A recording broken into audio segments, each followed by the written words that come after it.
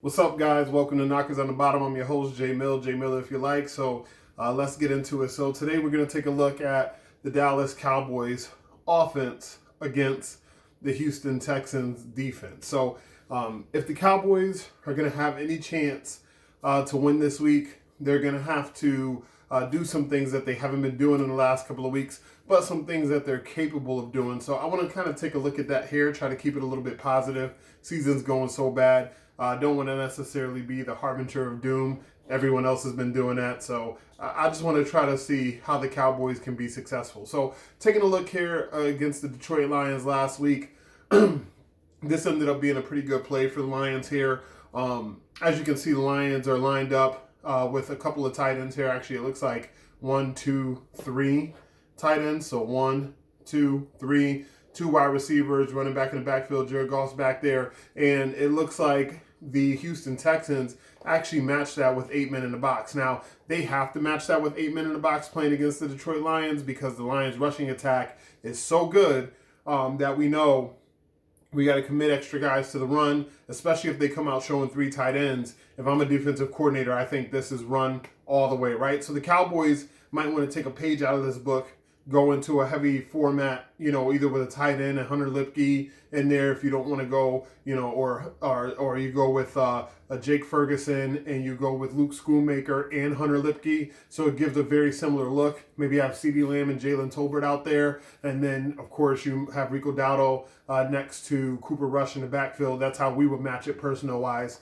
But anyway, let's take a look and see what happens.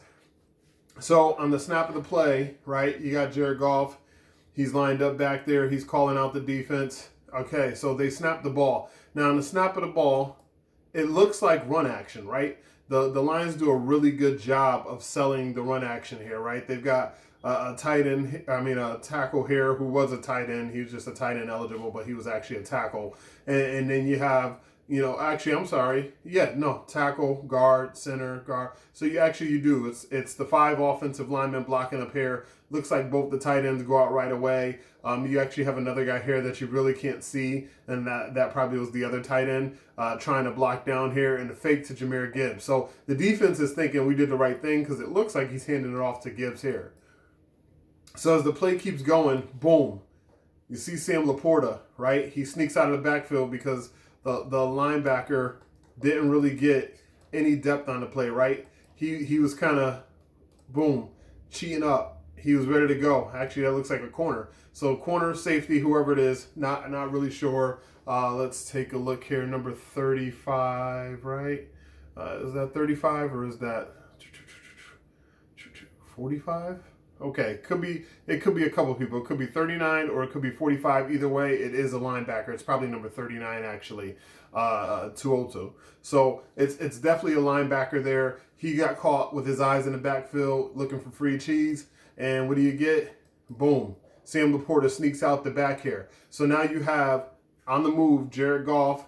The defense has already got a couple of guys that went that way because Gibbs is such an explosive threat. So now you have some decent protection here. You got Goff on the run. All he has to do is lay it up here to his tight end, which he does nicely. Boom. Right? Touchdown.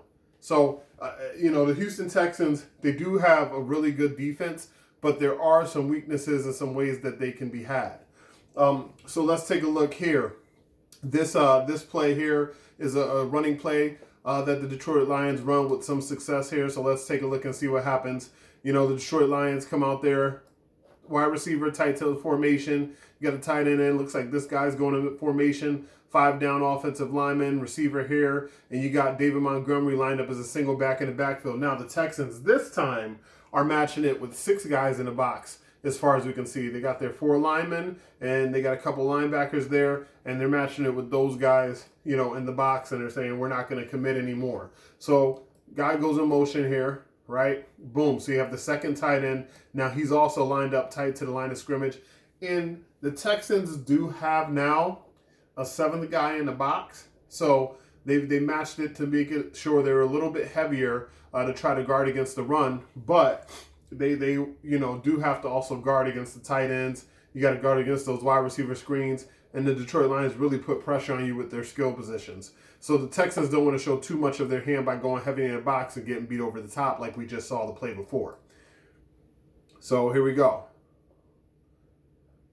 He calls it out. No more. Okay. Now we have another tight end at the snap of the ball going in motion. So the Detroit Lions did something a little bit differently. The Cowboys don't really use this much eye candy. We will go in motion. But as you can see, the Texans use motion multiple times. Or not Texans, I'm sorry. The Lions use motion multiple times on the play.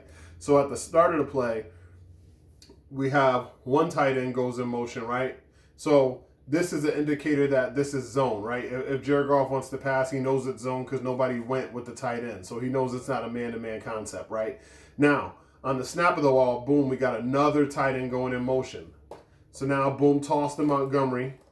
And when we get here on this toss to Montgomery, as we can see, it's blocked up here. You got a double combo block here. This guy's blocking here. This guy's blocking here. Montgomery has the ball. This is the guy he has to defeat in order to take this play a while. Oh, wow. What a nice move, right? So just to rewind a little bit and appreciate, I know this is not something we necessarily have with this level of execution. But if you can execute for certain plays, I mean, you have that guy here making this block. This guy here seems to be the guy that can make the play. But if you watch him come off his block and make an additional block here in the running game, this is why Detroit is amazing running the football. And then this guy's still holding up at the point of attack. So here we go.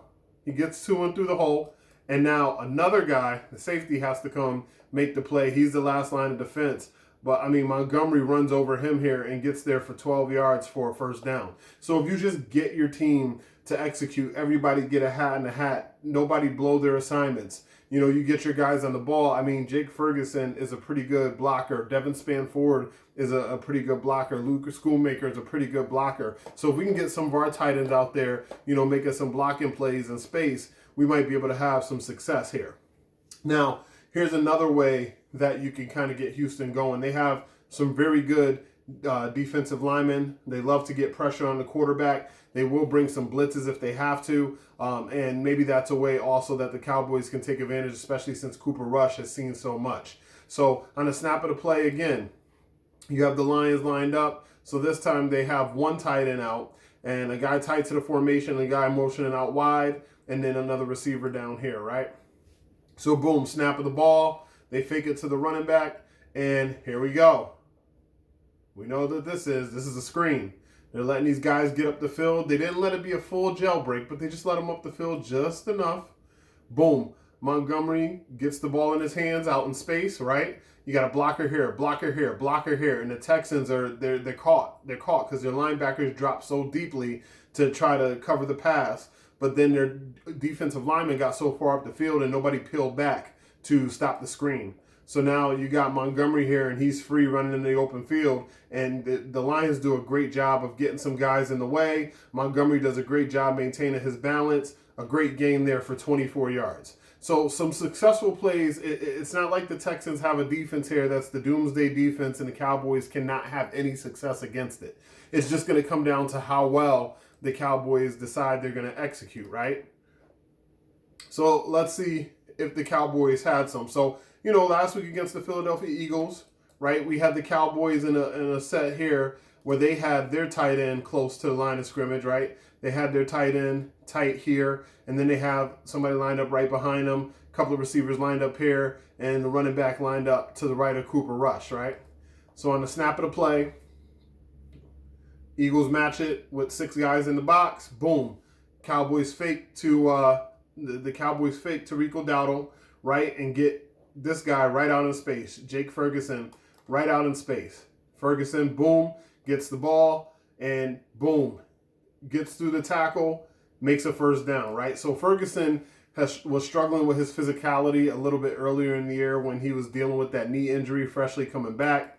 Looks like on a play like this right here, he got some more of that physicality. Still not what we're used to, but a nice job of selling the run and then getting out there, getting that ball, and then running through that tackle enough to get a first down. So it's very similar, not as explosive to the play that we saw with Sam Laporta, but how Sam Laporta got on the Houston Texans linebackers and then behind the linebackers because they were cheating with their eyes and got into the end zone for a touchdown. Just letting you know, like, it looks like our tight end, is still a pretty good tight end as well, and he can get out there and make some plays.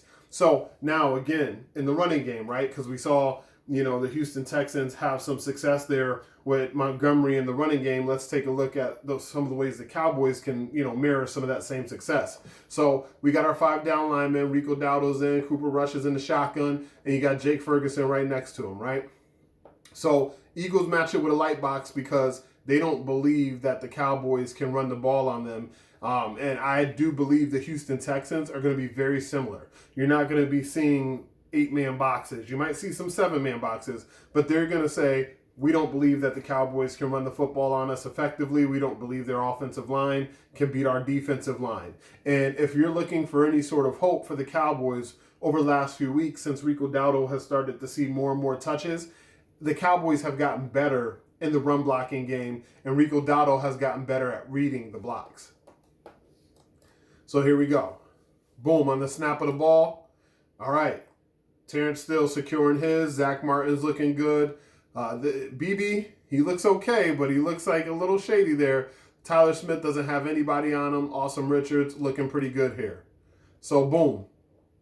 BB does a good job. Now, a lot of times we talk about Cooper Beebe hitting his guy and getting to the second level and not necessarily trying too hard to sustain the blocks that he has. This is one of the times where it was good that he sustained his block, because number 93 right there would have basically blown up the play. Melton Williams would have been right there taking Rico Dowdle down, clapping and doing his celebration. But instead, because Cooper Beebe stays on the block, it gives Rico Dowdle a one-on-one with this guy in the hole.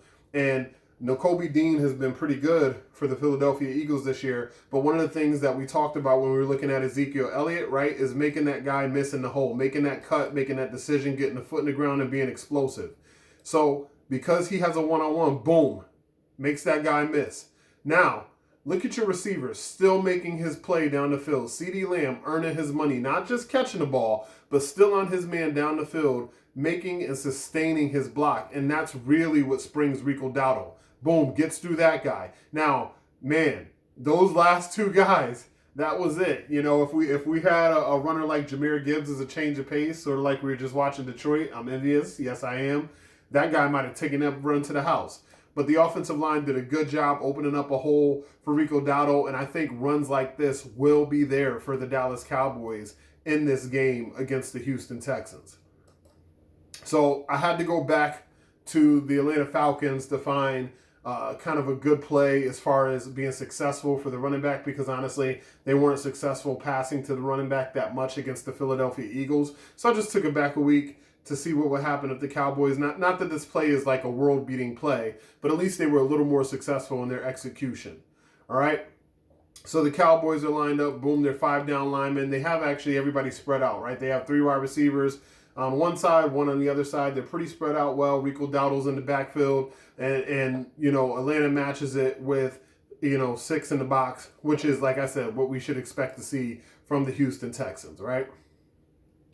So Cowboys snap the ball, and very similar to the Detroit play, except for these guys in the middle. They sustain that just a little too much, and it doesn't necessarily look like it's a screenplay. It's more of like a leak play to the running back, but very similar, right? Running back is just staying there for protection at first. After he sees he doesn't have anybody to pick up, he leaks out to the left, and once he leaks out, Cooper Rush finds him for a check down, boom.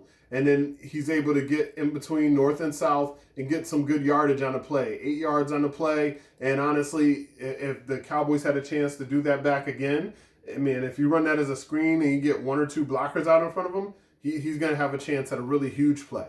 But that's pretty much all I got for you guys as far as breaking down the plays. I do think the Cowboys have a chance to have a better showing against the Houston Texans than they did against the Philadelphia Eagles. I don't know if that necessarily means I think they're going to win the game, but if they execute, they have a chance to not be blown out.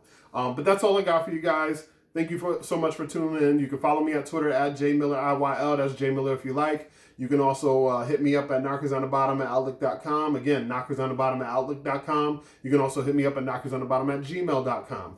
You can leave comments below. I'll take them on Twitter. I'll take them via email. I'll take them in the comments. Anything you want me to cover, any specific questions that you have, I'll put it in the mailbag format, make it a regular segment. But hit the like button if you like the show. Hit the subscribe button. We're at 28 right now, trying to get to 50 so I can give away some Cowboys stuff. But thank you guys so much for tuning in. Love you guys so much. Until next time, I'm your host, J Mill. J Mill if you like. This has been Knockers on the Bottom. Peace.